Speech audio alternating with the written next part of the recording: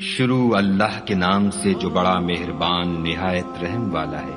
جو چیز آسمانوں میں ہے اور جو چیز زمین میں ہے سب خدا کی تسبیح کرتی ہے، جو بادشاہ حقیقی پاک ذات زبردست حکمت والا ہے۔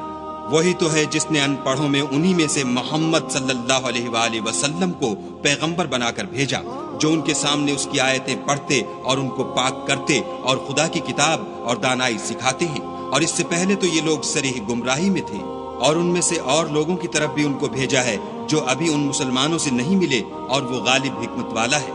یہ خدا کا فضل ہے، جسے چاہتا ہے عطا کرتا ہے، اور خدا بڑے فضل کا مالک ہے۔ جن لوگوں کے سر پر تورات لدوائی گئی پھر انہوں نے اس کے بارے تعمیل کو نہ اٹھایا، ان کی مثال گدھے کسی ہے جس پر بڑی بڑی کتابیں لدی ہوں۔ جو لوگ خدا کی آیتوں کی تکذیب کرتے ہیں ان کی مثال بری ہے، اور خدا ظالم لوگوں کو ہدایت نہیں دیتا۔ کہہ دو کہ اے یہود، اگر تم کو یہ دعویٰ ہو کہ تم ہی خدا کے دوست ہو اور لوگ نہیں، تو اگر تم سچے ہو تو ذرا موت کی آرزو تو کرو، اور یہ ان اعمال کے سبب جو کر چکے ہیں ہرگز اس کی آرزو نہیں کریں گے، اور خدا ظالموں سے خوب واقف ہے۔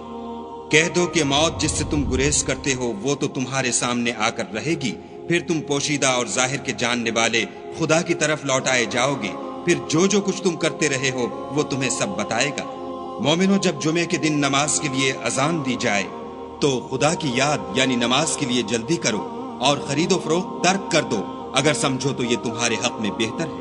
پھر جب نماز ہو چکے تو اپنی اپنی راہ لو اور خدا کا فضل تلاش کرو، اور خدا کو بہت بہت یاد کرتے رہو تاکہ نجات پاؤ۔ اور جب یہ لوگ سودا بکتا یا تماشا ہوتا دیکھتے ہیں تو ادھر بھاگ جاتے ہیں اور تمہیں کھڑے کا کھڑا چھوڑ جاتے ہیں۔ کہہ دو کہ جو چیز خدا کے ہاں ہے وہ تماشے اور سودے سے کہیں بہتر ہے، اور خدا سب سے بہتر رزق دینے والا ہے۔